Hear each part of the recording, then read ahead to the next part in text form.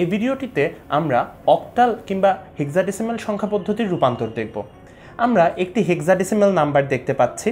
আমরা এই সংখ্যাটিকে একটি অক্টাল সংখ্যায় রূপান্তর করব।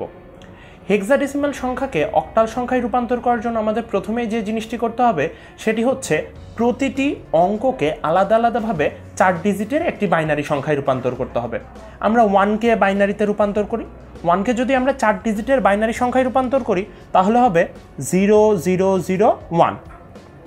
আমরা যদি 2কে বাইনারিতে রূপান্তর করি তাহলে হবে 0010।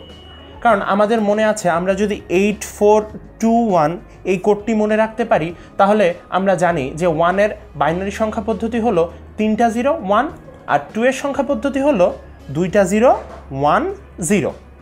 আর এ মানে হচ্ছে 10 কিন্তু। তাহলে এই 10কে আমরা যদি বাইনারি সংখ্যায় রূপান্তর করি তাহলে আমাদের আসবে 1010।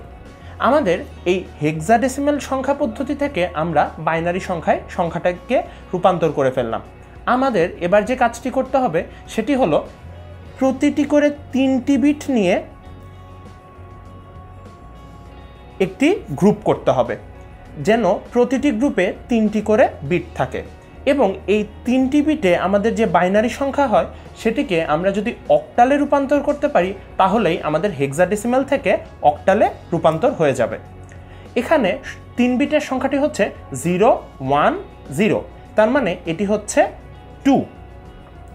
পরের যে আমাদের গ্রুপটি, এই গ্রুপটির সংখ্যাটি হচ্ছে 101। 101 মানে কি?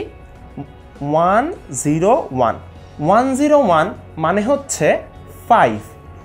এরপরেরটি হচ্ছে আমাদের 100, তার মানে হচ্ছে 4। সুতরাং আমরা বলতে পারছি আমরা যদি হেক্সাডেসিমাল সংখ্যা পদ্ধতিতে 1 to 8কে অক্টালে নিতে চাই তাহলে আমাদের সংখ্যাটি হবে 452। এভাবেই আমরা হেক্সাডেসিমাল থেকে অক্টাল সংখ্যায় রূপান্তর করতে পারি।